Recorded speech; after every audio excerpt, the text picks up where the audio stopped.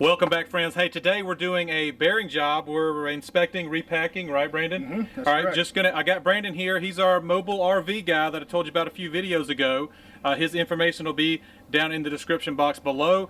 But we're just gonna follow him kind of step by step how he does this.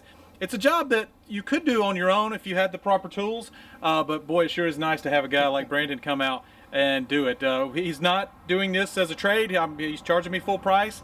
For your price, you'd have to give him a call and figure out where his area of work would be. I'll put that in the description box below as well. But we're just going to follow him along, and we're doing a repack of our bearings, which you should do at least annually, 12,000 miles. Yes, something like that. Okay. And then you're going to inspect the bearings, so show you what we're looking at there, repack, and then put them back in. So we'll do all that in this video. You ready to go? Let's do it. All right, here we go.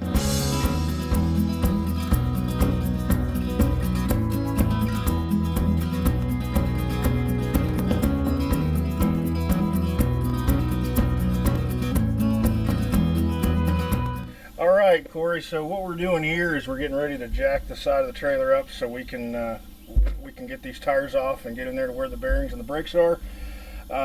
I've got my jack here with the, I've got this top case underneath so I can actually lift both axles at the same time. If you guys can see that, let me let the light adjust here.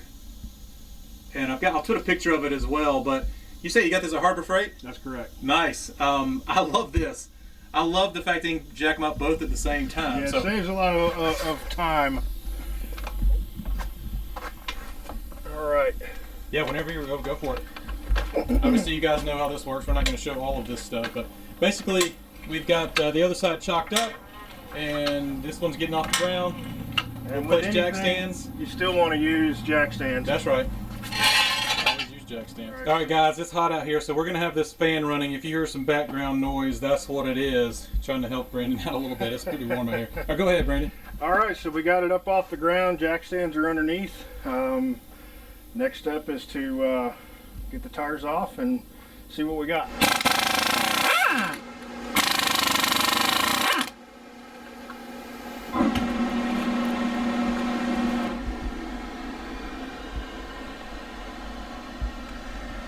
All right, so we have discs, and obviously that may be a little bit different than what you may have drums. A good chance you do. It's not a whole lot of difference, but you do have to deal with the calipers on the disc brake. So you tell us the difference, Brandon. Better hear from you. All right, so basically, well, you're obviously going to know if you have disc brakes, they're going to look just like these. You're going to see the caliper here that's got the pads on it that squeeze the disc. Whereas if you have drum brakes, which the majority of trailers do, the pads are inside and squeeze out onto the drum. It's going to be a big piece that would sit on over this whole area, and you would just knock this off and pull it off as one piece after removing the tire. Right. But what we're working on today is basically behind this seal here. That is correct. Now, you'll notice this little rubber grommet. You can pop that off, and you can fill this zerk here full of grease. That's going to remove old grease and install new grease. But you should still do this, again, about once a year or every 12,000 miles. That's correct. We're going to actually get inside this hub and remove an outer bearing and inner bearing, clean those, inspect them, repack them, and then reinstall. So that's what we're doing today. And most of all of this from here back is going to be the same on drums. All right, what are we doing here? We got to remove that front seal, right? Just removing the dust cover. Okay, let's see what's behind there. All right, so here you got your castle nut, you've got your zerk that you mentioned a moment ago, and then right here we have got the cotter pin, which keeps the castle nut from backing out. Right. That castle nut is, for the most part, only finger tight. If you tighten it too much, you risk putting way too much pressure on your bearings and more or less ruining your bearings prematurely. Things will get a little hot, maybe. That's correct. All right, so a lot of times you can get this castle nut off with just your hand, but in this case we need a little wrench, right? Yep, just a little bit. As you can see, it's a little tight by hand. Stick the wrench on it, and pretty much the way the wrench is going to break it off. And I would guess you could probably do that with a large set of pliers. Absolutely. As long as you're not, yeah, absolutely. It shouldn't be that You tight. Don't have to have the big wrench in order to get that off. Right. All right, this whole thing's going to come off now. Yep, so you're going to bring this off. Always make sure to keep my thumbs back here for that outer bearing. And then you just pull it out just like that. And you can see the spindle shaft right here. This grease right here is pretty clean. All that looks very good. Yeah, so obviously Lippert did this about a year ago. These were new about a year ago. I didn't feel like this needed to be done, but I wanted to do it as a preventative measure. Okay, well, I'm a little echoed because the mic is facing Brandon, but you can see his, if you want to get a tour of his trailer in here, of his mobile shop, we did that video, so go take a look at that. But we're here on top of the toolbox, and now we're going to pull some bearings, I guess clean them up, inspect them. That's correct. And then redo seals, correct? That's right. So basically what we're doing here, the front bearing has already come out as you saw earlier. Now then we're going to remove the seal in order to get the rear bearing. It's really a good idea to go ahead and replace these anytime that you're doing this kind of work. You can possibly reuse it. I do not recommend doing that. Right. So what, $6-8 a piece? They're not very expensive, no. Right. So, and as you can see in the method of how to remove it, of why it can be damaged. Right.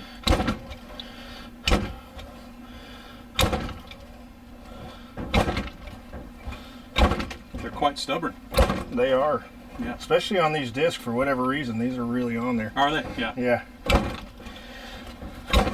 Yeah, I don't think that one's getting reused. No. There it is. All right, there we go. Very So, good. Let's see the used one. oh, yep, right there. So, and there's a little spring that is back here, and it's supposed to be round, but we kind of damaged Right, it not taking it anymore. apart. Yep. But that keeps the seal tight around the spindle. Cool, and there's the inner bearing. There's the inner bearing. So when we remove this, oftentimes after years of use, this will all be black. This is still Right. very transparent. You're feeling how the bearing moves. You're looking for looseness, pitting on the rollers, none of which is present on this particular bearing. Also, Well, I got to give props to Lippert. The first time we popped these open a couple years ago, we were redoing suspension, and they were a little lax on the grease. But this time, it looks like they've yeah, they've hooked us up. These are nice and packed. So good. Kudos to Lippert. This time, last time you should have used more grease. This time, good job. Now what we're doing, just gooping out the old stuff. Just gooping out the old stuff. Okay. Right inside the hub here, as you can see, that is what they call the race. That is what the bearing actually rides on when it's inside, as you can Right. see. So we obviously need to expect that too. Yep. So as you look in the race, you're looking for pitting where, you know, you'll see like a line or something if it's, you know, especially if they've been over tightened, if that castle nut was too tight. Right. These all look perfect. You can actually replace these races without having to replace the whole hub. Okay. It's not really a fun job, but it can be done. Okay. Yeah, I gotta say, good job, Lippert. Hooked us up with the grease this time. But there's a good chance that, you know, the factory, Lippert, Dexter, whoever made your axles, that they used the minimum amount of grease. So even on the newer units, it's worth an inspection anyway. All right, we've wiped, or I say we, Brandon has wiped this all down, including inside with the races. Now, he got some on the disc. When we're all wrapped up, we'll spray this with some brake cleaner. That'll take care of all of that. So make sure you don't forget that. What are we doing now? All right, so we've got all the bearings cleaned up as well as the hub, as you just pointed out. Everything looks good. We're going to reuse these, and now then it's time to pack them with new grease. This right here is a handy tool that you can pick up at pretty much any parts store, Amazon, anything like that. They're not that expensive, but very handy. A lot better than having to pack these by hand. Basically, you just drop the bearing inside. There's several little fittings for it to kind of make everything go in place, and then it takes a little bit of force, but as you go down, Oh yeah, you can see it popping out of there. yep, so you can see the area of older grease that came out there, the little bit of black. Now these right here were extremely clean, but you know, ones with more miles on it or less grease especially, you're going to see a lot more black up here. This right here we're just going to discard as far as the grease and move on to the next one. Cool, man. All right, so here's a freshly packed bearing. Yep, so this one's packed, and basically what you're doing by packing is forcing the grease in around these roller pins here. Right. And the old grease out. That's correct. That's correct. So all fresh grease inside of here.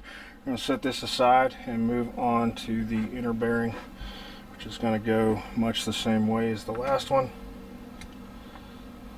Now, what kind of grease we're using here? This right here is Mystic. It is a universal grease, synthetic grease, and it is red. You can get many different colors of grease. I prefer using red. Blue's not bad, but something that you can really see the contrast between the old and the new. Right. Now, is there really a huge reason to go name brand grease? Not really. This right here I've been using it for years. It's great stuff. Okay. I use it on my own bearings on this trailer, as a matter of fact. Well, if you're using it, then you must have to move out. I do. Cool. All right, so, and then this one right here might be a good shot. Yeah, there we go. See if we can get in there. I got it. You're good.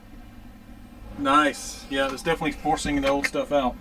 All right, gonna go ahead and put this back together in here. Yep, so we're gonna do our inner bearing first, because that's the one that's held in by the seal.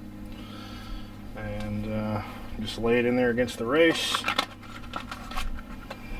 A new seal. Putting these on, you always want to make sure that it's sitting in there kind of even. You can use a block of wood and a hammer, or ever how you prefer. This right here is actually a tool that's designed for this. And there it is. Very nice. Just getting this excess grease off. I'm going to spray it again once we get outside. But hitting that with the brake cleaner. Don't forget to do this. No, you definitely don't. Then you'd want bad bearings if you forget to do this. Yeah, and this right here even goes for drum brakes as well. It's easy to get grease on the braking surface. So next up, we're going to put the outer bearing. Yep, and we'll do that actually on the trailer. Okay, sounds good. All right, so before we go and put the hub back on, just want to give a quick inspection of the spindle. This right here is the surface in which the seal rides, and the bearings ride out here on the spindle. I don't see anything that shows any kind of wear whatsoever. Everything looks great, but thing that you're looking for before you reinstall. So excuse the fan again, guys. The fan's going out here. It's hotter than blue blazes. So excuse that.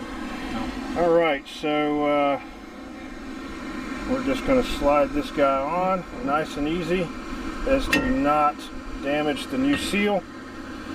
Hold that straight. Insert the inner bearing.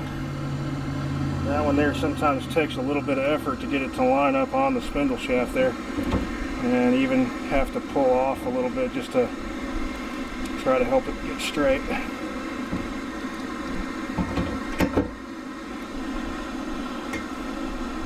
It's slippery. Yes, it is.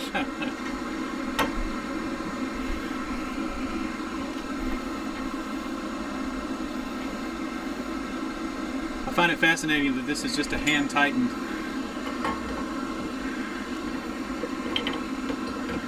Yeah, I'm just as soon as I say that, he breaks the wrench out. But for the most part, once you get it started. Well, what I'm trying to do now is just help guide that inner or outer bearing rather onto the spindle. Gotcha. It's a very tight tolerance. You definitely don't want to wrench on this as you go. You can even, like as I turn it, I can feel some resistance, and that's just hand tight. You want to get where it'll spin fairly freely, but you don't have wobble. Wobble, yes. That's what us hillbilly boys call it. So I actually back it off one notch there, and I'm counting the notches here on the castle nut.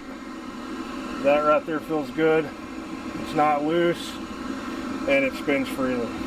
Very good. All right, so next is just to put the cotter pin in. There is a hole that runs on the ones with the Zerk fittings on the end. It's off center. If it doesn't have the Zerks, it would be center, but that is considering that's just hand tightened, that's a crucial part. That is correct. Do not forget that. No, you definitely do not. All right, so we got the cotter pin in, we got it bent out so it can't back out. So now then that nut, it cannot turn. Next is just to put the dust cover back on. And there it is. Afterwards on this one here though, I am going to go ahead and pump a little extra grease inside just to have it in and around the bearings on top of what we already have in there from packing it earlier. Not completely necessary, but why not, right? yeah, I mean, it's definitely not going to hurt anything.